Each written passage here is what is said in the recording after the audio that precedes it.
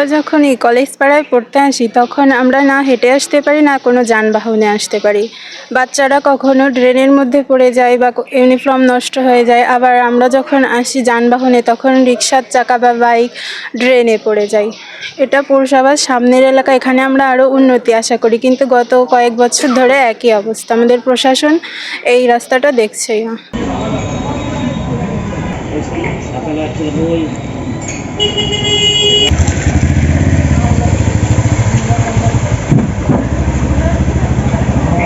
এখানে সব বেশি অবহেলিত দীর্ঘদিন যাবৎ দলাবদ্ধতার কারণে।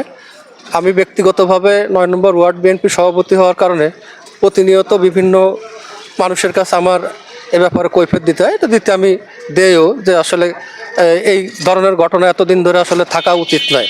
পাশেই ডিসি অফিস, এই জলবদ্ধতা, এর সঙ্গে ডিসি অফিসেও এই পানিগুলো ঢুকে, সেখানেও এই জলবদ্ধতা থাকে।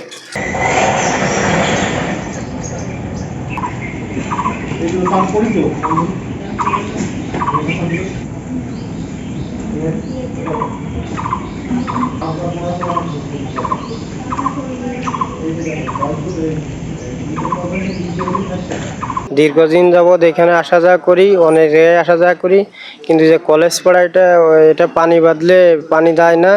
আজ ২-৩ দিন যাবৎ পানি বেঁধে আছে, পানিটা সরছে না। এই যে কয়দিন থাকবে এটা বলা যাচ্ছে না। আমরা খুব দুর্ভোগে আছি।